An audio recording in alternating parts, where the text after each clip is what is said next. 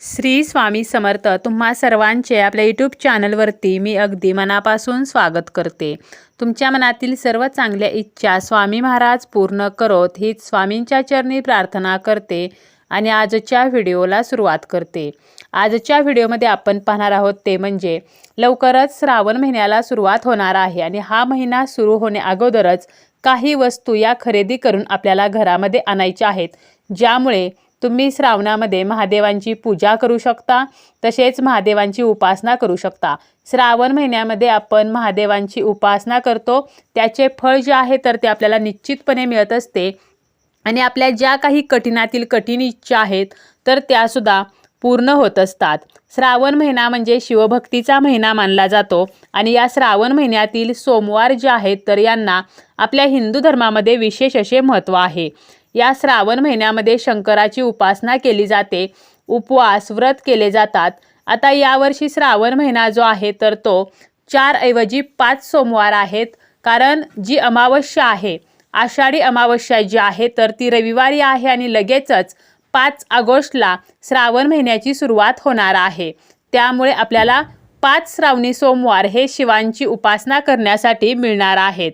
त्यामुळे आपल्याला जास्तीत जास्त या महिन्यामध्ये शिवपूजन करायचे आहे, तसेच आपल्याला काही वस्तू ज्या आहेत तर त्यासुद्धा घरी घेऊन यायच्या आहेत, ज्यामुळे महादेव प्रसन्न होतील आणि आपल्याला आशीर्वाद देतील। अशा कोणत्या वस्तू आहेत ज्या आपण श्रावण महिना सुरू होण्या अगोदरच घरी आणायच्या आहेत तर हे आपण पाहणारच आहोत। पण त्यापूर्वी तुम्ही जर चॅनलवरती नवीन असाल, पहिल्यांदाच माझे व्हिडिओ पाहत असाल तर चॅनलला सबस्क्राईब करा आणि जर तुम्हाला व्हिडिओ माहितीपूर्ण वाटला तर व्हिडिओला लाईक करा।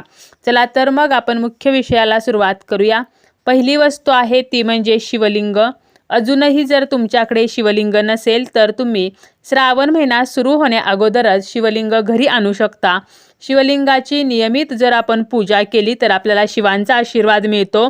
तुम्ही धातूचे शिवलिंग किंवा पारद शिवलिंग आणू शकता। नर्मदा नदीच्या पात्रातील दगडापासून बनलेले शिवलिंग जे आहे तर ते अतिशय शुभ मानले जाते।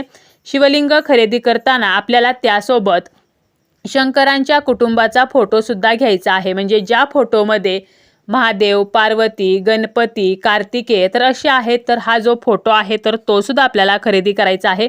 कारण कधीही आपल्या घरामध्ये फक्त शिवलिंग ठेवू नये, तर त्यासोबत शिवांच्या कुटुंबाचा फोटो सुद्धा ठेवावा। धातूचे जर तुम्ही शिवलिंग खरेदी करत असाल तर त्यावरती एक सर्प देखील गुंडाळलेला असावा आणि शिवलिंग घेताना नेहमी ते लहान आकाराचे अंगठ्या एवढे असावे। मोठे शिवलिंग हे आपल्या घरामध्ये ठेवू नये।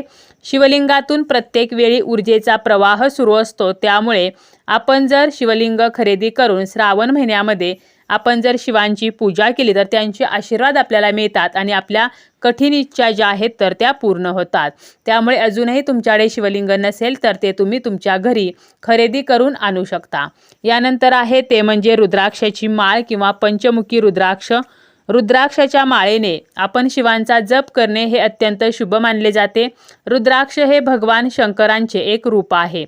पंचमुखी रुद्राक्ष जो आहे तर त्याची ज्योतिषशास्त्रानुसार विधिवत जर आपण पूजा करून तो धारण केला तर अनावश्यक गोष्टीमुळे आपले मन जे विचलित होते तर अशा गोष्टी घडत नाहीत। रुद्राक्ष धारण केल्यामुळे आध्यात्मिक शक्ती आपल्याला प्राप्त करता येते, मानसिक शांती मिळते। असे सुद्धा म्हणतात की जो कोणी पंचमुखी रुद्राक्ष धारण करतो तर त्याला सुख, संपत्ती, समृद्धी प्राप्त होते। त्यामुळे तुम्ही रुद्राक्षाची माळ सुद्धा शिवांचा जप करण्यासाठी खरेदी करू शकता किंवा तुम्ही पंचमुखी रुद्राक्ष खरेदी करून तो तुम्ही धारण करू शकता। यानंतर आहे ते म्हणजे रुद्रयंत्र। व्यसनमुक्ती, उत्तम आरोग्यासाठी फायदेशीर असे रुद्रयंत्र जे आहे तर ते तुम्ही घरामध्ये श्रावण महिन्यामध्ये स्थापन करू शकता। यामुळे आपल्या घरामध्ये खूप पॉझिटिव्ह बदल होतात। या यंत्रावरती अभिषेक करून ते तीर्थ हट्टी मुलांना किंवा व्यसनी लोकांना, तसेच जे कोणी धूम्रपान करणारे आहेत, मद्यपान करणारे आहेत तर यांना जर दिले तर आपल्याला खूप फरक पडतो। त्यामुळे नक्कीच तुम्ही रुद्रयंत्राची सुद्धा खरेदी करू शकता आणि जर रुद्रयंत्रावरती रोज अभिषेक केला तर आपल्या इच्छा ज्या आहेत तर त्या पूर्ण होत असतात। तापटपणा, हट्टीपणा किंवा चिडचिडेपणा जे आहे तर ते कमी होण्यासाठी सुद्धा रुद्रयंत्र जे आहे तर हे सुद्धा अतिशय फलदायी आहे। श्रद्धा आणि साधना असल्याशिवाय यंत्रदेवता कार्य करत नाही आणि यंत्र हे देवतेचे निवासस्थान असते। त्यामुळे तुम्ही नक्कीच रुद्रयंत्र जे आहे तर ते सुद्धा घेऊ शकता। यानंतर आहे ते म्हणजे अन्नपूर्णा मातेची मूर्ती। अन्नपूर्णा जी आहे तर ही पार्वतीचेच एक रूप आहे। हिंदू धर्मामध्ये अन्नपूर्णेला विशेष स्थान आहे। जो व्यक्ती खऱ्या अर्थाने अन्नपूर्णेची पूजा करतो, आराधना करतो, त्याचे घर नेहमी धनधान्याने भरलेले राहते। तर ही अन्नपूर्णा जी आहे तर ती अन्न, सौभाग्य आणि संपत्तीची देवी आहे। तुमच्याकडे अजूनही अन्नपूर्णेची मूर्ती नसेल तर श्रावण महिना सुरू होण्या अगोदर तुम्ही ती खरेदी करू शकता। यानंतर आहे ते म्हणजे घंटा। घंटानाद जो आहे तर तो अतिशय मंगलमय ध्वनी आहे। आपण रोजची देवपूजा केल्यानंतर घरामध्ये जर घंटानाद केला तर ज्या काही नकारात्मक शक्ती आहेत तर त्या नाश पावतात आणि घरातलं वातावरण जास्तीत जास्त सकारात्मक होते। त्यामुळे तुमच्याकडे देवघरामध्ये अजूनही घंटा नसेल तर ती तुम्ही खरेदी करू शकता। यानंतर आहे ते म्हणजे शिवलीलामृत। शिवलीलामृत वाचल्यामुळे किंवा त्याचे पारायण केल्यामुळे आपली बरीचशी जी कामे आहेत तर ती मार्गी लागतात। आता बघा, या शिवलीलामृतामधले जे अध्याय आहेत तर त्या प्रत्येक अध्याय वाचल्याने त्याचे फळ काय मिळणार आहे तर पहिला अध्याय जर आपण वाचला तर यामुळे सद्गुरूंची कृपा होईल। दुसरा अध्याय रोज वाचल्यामुळे पुण्य मिळेल। तिसरा अध्याय वाचल्यामुळे सन्मार्ग मिळेल। चौथा अध्याय वाचल्यामुळे आपत्ती टळेल। पाचवा अध्याय वाचल्यामुळे गतवैभव मिळेल। सहावा अध्याय वाचल्यामुळे कल्याण होईल। सातवा अध्याय वाचल्याने शिवकृपा राहील।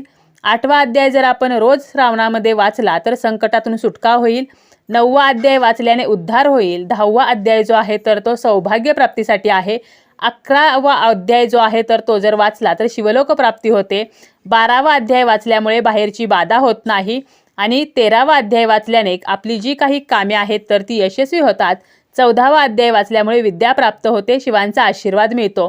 त्यामुळे तुम्ही शिवलीलामृत जे आहे तर ते सुद्धा खरेदी करू शकता आणि श्रावणामध्ये ते तुम्ही रोज वाचू सुद्धा शकता। यानंतर आहे ते म्हणजे तुमच्या देवघरामध्ये जर चांदीचे निरंजन नसेल तर ते सुद्धा तुम्ही खरेदी करू शकता। कारण श्रावण महिन्यामध्ये आपण शिवांची उपासना करतच असतो, परंतु त्यासोबतच आपण लक्ष्मी मातेची सुद्धा उपासना करतो आणि चांदी ही लक्ष्मी मातेला अतिशय प्रिय आहे। त्यामुळे तुम्ही चांदीचं निरंजन सुद्धा खरेदी करू शकता किंवा तुम्ही तांब्याचा कलश अजूनही जर देवघरामध्ये ठेवलेला नसेल तर तो सुद्धा तुम्ही श्रावण महिन्या अगोदर खरेदी करा आणि तुम्ही तुमच्या देवघरामध्ये मंगल कलशाची स्थापना करू शकता किंवा तुम्ही अगदी चांदीचा कलश सुद्धा खरेदी करू शकता। यानंतर आहे ते म्हणजे तुम्ही तुमच्या घरामध्ये दक्षिणावर्ती शंख जो आहे तर तो सुद्धा या श्रावण महिन्यामध्ये स्थापित करू शकता। हिंदू धर्मशास्त्रानुसार घरामध्ये जर दक्षिणावर्ती शंख असेल तर त्या घरामध्ये सदैव धनसमृद्धीचा वास असतो। तसेच वास्तुशास्त्रानुसार जर आपण दक्षिणावर्ती शंखाची विधीपूर्वक पूजा करून लाल कपड्यात गुंडाळून तो जर घरात ठेवला तर आपल्या घरामध्ये कधीही पैशाची कमतरता भासत नाही आणि सर्व वास्तुदोष दूर होतात। त्यामुळे तुम्ही दक्षिणावर्ती शंखाची खरेदी सुद्धा श्रावण महिना सुरू होण्या अगोदर करू शकता आणि तुमच्या घरामध्ये त्या शंखाची स्थापना जी आहे तर ती सुद्धा करू शकता। यानंतर आहे ते म्हणजे तुम्ही अगदी छोटी छोटी लक्ष्मीची पावले सुद्धा खरेदी करून तुमच्या उंबरट्यावरती किंवा मुख्य दरवाजात लावू शकता। स्वस्तिक चिन्हाची खरेदी करून ते स्वस्तिक चिन्ह तुमच्या मुख्य दरवाजावरती लावू शकता। यामुळे आपल्या घरामध्ये जी काही नकारात्मकता येत असते तर ती नष्ट होते आणि घरातलं वातावरण जे आहे तर ते सकारात्मक राहते।